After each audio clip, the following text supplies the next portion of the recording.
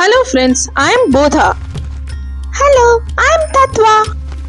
Bodha, does destiny decide whom we love or do we choose our own path? A question as old as time itself, Tattva.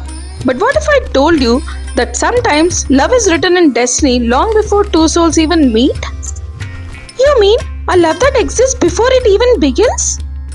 Yes, a love that was promised in the heavens but had to fight against fate itself to unite. Whose love story is this, Bodha? The story of Kalki and Ma Padmavati. As Kaliyuga worsened, the gods troubled by the rise of Dharma approached Lord Vishnu for a solution. They pleaded, Swami, the world is consumed by darkness, the wicked rule without fear, and Dharma is fading. Only you can restore the balance. Lord Vishnu assured them that the time has come and he'll be born in Sambhala to Vishnu Yasha and Sumati. He'll be named Kalki, the one who ends the darkness. As Lord Vishnu prepared to descend as Kalki, Lakshmi Devi, ever his companion, sat in quiet contemplation. She must have known she too should have to take birth on earth. Yeah, and so she asked, Swami, what will happen to me once you leave for earth? Lord Vishnu assured her that she'll be born as Padmavati, the princess of Simhala, and in time she'll be his queen. But Ma Lakshmi had suffered separation in past incarnations too, right? Hadn't she? She had, and so she pleaded, Swami, in every birth I have longed for you, waited for you, struggled to reach you. Must I endure the same pain again? Lord Vishnu smiled cryptically and said, You'll receive a boon from Lord Shiva which will turn into a curse. But in time, that curse will lead you back to me. A boon that is a curse? What did he mean? Even Ma Lakshmi did not fully understand, but her fate had already been written. Sambhala, a land untouched by Kaliyuga's corruption. The air is pure, rivers flow crystal clear, and Dharma still thrives. In the sacred land, to the noble couple Vishnu Yasha and Sumati, a divine child was born, Kalki, the one destined to remove darkness. Did his parents know who he truly was? They sensed his divinity but did not yet realize he was Lord Vishnu's incarnation. But as he grew, his unmatched intelligence, strength, and wisdom revealed his extraordinary nature. Time passes. Kalki, now a young boy, is initiated into the sacred rituals. His Upanayana ceremony takes place, marking the beginning of his education. Where did he receive his training, Bodha? His journey led him to Mahendra Hill, where Parashurama, the eternal warrior and master of Vedas, awaited him. Under Parashurama's guidance, Kalki studies Vedas, Dhanurvidya, and mastery of divine weapons. Years pass, his knowledge deepens, his skills sharpen beyond mortal limits. Did Parashurama reveal his true identity? Yes, when Kalki had mastered his training, Parashurama revealed to him that he is Narayan himself, born to bring an end to Adharma. As Guru Dakshina, he must fulfill his purpose, eliminate those who corrupt the world and restore Dharma. Kalki boasts, accepting his mission with newfound clarity, he begins severe penance to Lord Shiva, seeking divine strength. Pleased with Kalki's devotion, Lord Shiva gifted him 3 celestial weapons. A divine sword that no ordinary person can lift. A celestial horse Garudam, faster than the wind, capable of flying across the skies. And finally, Sarvagna, a talking parrot blessed with knowledge beyond time. A parrot? How could it help restore Dharma? That tattva is where the fate unfolds. Kalki asked Lord Shiva the same question. He was unaware that this parrot would change everything. Meanwhile, in the kingdom of Simhala, goddess Lakshmi was born as Padmavati, the daughter of King Brihadrata and Queen Kaumodi. In a land where Dharma flourished like in Kritayuga, she grew into an exceptionally beautiful young woman, for she was none other than Mahalakshmi herself. Since childhood, Padmavati's sole wish had been to become the wife of Lord Vishnu. Seeing her unwavering devotion, the sages advised her to perform penance for Lord Vishnu and goddess Parvati, and they'll guide her. Did Lord Shiva appear before her? Yes, pleased with her intense penance, Lord Shiva granted her the wish that she would indeed marry Lord Vishnu. Filled with overwhelming joy and excitement, Padmavati asked Lord Shiva that how would she be able to recognize Lord Vishnu. Lord Shiva's smile deepens as he gives her the boon. Any man who looks at you with lustful desire, besides Lord Narayan, shall transform into a woman of your age. This will be your sign. With her heart brimming with joy, she rushed home and informed her father, Mahadev himself has blessed me. Lord Narayan shall be my husband. The king, overwhelmed with happiness, embraced his daughter. They both rejoiced, and from that day forward, they eagerly awaited the arrival of Lord Narayan. But Lord Narayan hadn't arrived yet, had he? No, Tattva. Days turned into months, and Padmavati's anticipation grew into deep agony. Her father, seeing her pain, arranged a Swayamvara, hoping that Lord Narayan would come no matter where he was. With unwavering hope, Padmavati Devi entered the Swayamvara hall, a garland in her hands. Every step she took carried a silent prayer that among the gathered kings, Lord Vishnu himself would be there. The grand hall was filled with rulers from distant lands, each prepared to claim her hand in marriage. Their eyes were fixed on her, mesmerized by her unmatched beauty. She truly believed Lord Vishnu would come for her, right? She did, Tattva, but as she scanned the hall, searching for the one she had waited for all her life, her heart clenched. Yet, she held on to hope, waiting for a miracle. But the kings had already lost themselves in her beauty. They all wanted to win the Swayamvar to possess her. And in that very moment, the boon took effect. A ripple of energy swept through the hall. The kings who had looked upon her with desire changed. Their faces softened, their voices altered, their hands once strong, now delicate. One by one, they transformed into women of her age. That happened instantly? Yes, Tattva, the very boon that was meant to protect her turned her into an untouchable bride. As she watched them turn into women, her heart shattered. This was not what she had prayed for. This was not how she had imagined her love story unfolding. She had not wanted these kings to suffer. She had only wanted her Lord. From that moment on, everything changed. She could no longer step outside without men transforming upon seeing her. No matter where she went, the curse followed. She was trapped. She must have felt unbearably alone. She did. Her world shrank into the walls of the palace. She was surrounded only by women, but inside she was utterly alone. Her beauty, once a blessing, had now become her greatest torment. As time passed, the pain became unbearable.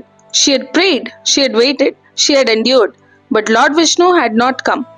And so, she made a decision. If he would not come for her, she would leave this world and find him elsewhere. She chose to... Yes, Tattva. She chose to sacrifice herself. She walked towards the sacred fire, ready to step in and end her suffering. But this was not her fate. It wasn't. And just as she took her first step towards the flame, a voice called out, Devi, stop!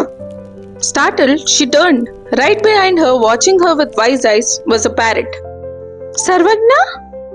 Yes, Tattva, the divine messenger had arrived. She must have been startled seeing a speaking parrot. Oh, she was, Tattva. Taken aback, she questioned how a mere bird could speak like a human. The parrot, unshaken by her disbelief, revealed its divine nature and urged her, Why should you contemplate such an act, Devi? Given your youth and extraordinary beauty, why end your life in despair? Tears welled in Padmavati's eyes. She could no longer contain her sorrow. With a trembling voice, she recounted everything. Her penance to Lord Shiva to obtain Lord Vishnu as her husband, the boon that had turned into a curse, and the suffering that followed. She wept as she described how so many men had transformed into women because of her, how her beauty had become her prison, and how she could no longer bear this existence. She had reached depths of despair.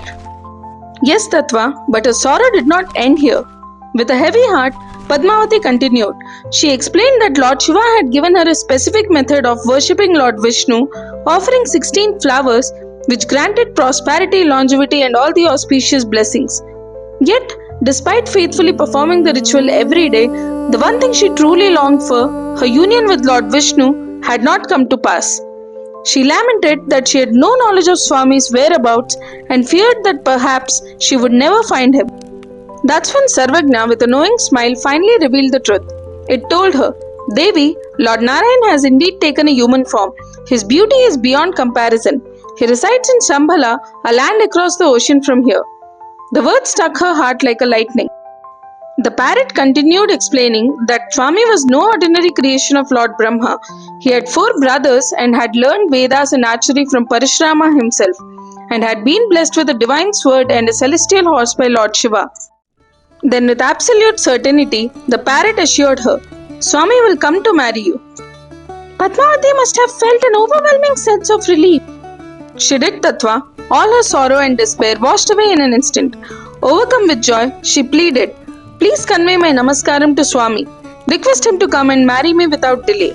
The parrot nodded, understanding the importance of its mission. Without hesitation, it spread its wings and soared into the sky, flying swiftly towards Shambhala.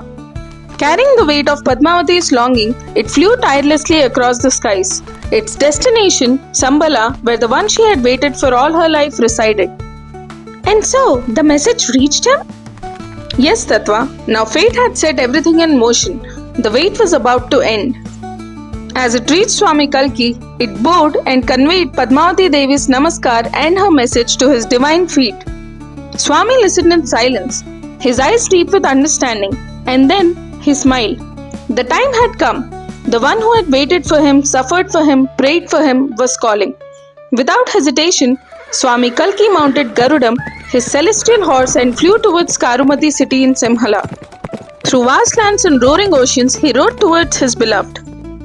And when he arrived, he did not enter the palace. He did not send a royal messenger. He simply waited. Under the open sky, by the lake, with the winds carrying whispers of fate, he let her come to him. The parrot reached the palace and found Padmavati, her heart restless and her soul unknowingly searching the horizon for a presence she had yet to see. When she saw Sarvagna, she rushed forward, her voice desperate. Tell me, did he accept? Will he come? The parrot, filled with joy, flapped its wings and spoke. Not only has Swami agreed, but he has already arrived. He is waiting for you near the lake. The world around her stilled. The moment she had longed for was finally here. Her heart raced with excitement, but her shyness held her back. Instead of rushing, she composed herself and suggested to her companions, Let us go for a bath at the lake. And so, with measured steps but an uncontrollable heartbeat, she walked towards the moment destiny had written for her. As they reached the lake, Padmavati stayed behind her friends, her hands trembling, and then she saw him. There he stood, the very form she had worshipped every single day with 16 flowers. Draped in divine radiance, Kalki Swami's presence was overpowering. His beauty was beyond mortal comprehension. The way he stood calm yet commanding felt like a storm contained in serenity. Her breath hitched. Was it possible for someone to be this mesmerizing? For a moment, she feared. What if he was not Lord Narayan? What if he was just another man? And at this very moment, he transformed into a woman? Her feet refused to move, but her eyes refused to look away. She stayed hidden, stealing glances, absorbing every detail of the one she had waited for lifetime. And then he noticed her. Swami Kalki's gaze met hers, and the world stood still. He had known she would come, but now that she was here, he could feel it, the pull of a love that was beyond human, beyond mortal understanding. He smiled, calling out gently, Devi, why do you hesitate? She could not answer. Her heart knew it was him, but fear held her back. Then he spoke again, words not just of love, but of certainty. I've been bitten by a venomous snake called Manmadha. The only cure is your embrace. A gasp escaped her lips. He had spoken of love, of longing, of desire. The curse had heard his words, but it did not act. This was her proof. He was her Vishnu. The moment she had dreamt of, prayed for, was real. Without another thought, she ran to him. Tears blurred her vision as she fell at his feet. Her voice failed her. The only words she could whisper over and over was Swami, Swami, Swami. Kalki knelt and lifted her chin tenderly. His touch as gentle as the first rain. His voice steady yet filled with emotion whispered, How your face has withered, waiting for me all these years. She closed her eyes overwhelmed. She had waited lifetimes to hear those words. And now, he was finally here. He assured her, I'll marry you now. Go bring your father. And with a heart bursting with joy, Padmavati ran, not as someone escaping pain, but as someone running towards her destiny. She reached the palace breathless, her words tumbling over each other. Lord Narayan has come. he waits by the lake. Her father, King Brihadratha, was filled with uncontainable joy. Without hesitation, he gathered the priests, the royal family, and all the auspicious items for the divine wedding. When they arrived at the lake, their steps faltered. They had heard of Lord Vishnu's magnificence, but to see Kalki's face in person, silence fell. They were all left speechless. Just like in Venkateshwara Kalyanam. Yes, Tattva, the same awe, the same reverence. And then, in a ceremony blessed by the heavens themselves, Kalki and Padmavati were married. Their hands joined under the divine fire, sealed a love that had been written before time itself. What happened to all those who were turned into women? On Ma Padmavati's insistence, Swami Kalki gave them the solution to turn back into princes. They both flew to the city of Sambala, where they were welcomed with open hearts. Bodha, this story, it stays with you. Padmavati Devi's patience, her devotion, and Kalki Swami's unwavering acceptance, this is love in its purest form. Yes, Tattva, true love is about faith, recognition, and selflessness. Padmavati never doubted him, and when the time was right, Swami came for her without hesitation. If this story touched your heart, share your thoughts in the comments. And don't forget to like, share, and subscribe to Bodha Hoots for more legendary tales of devotion and wisdom.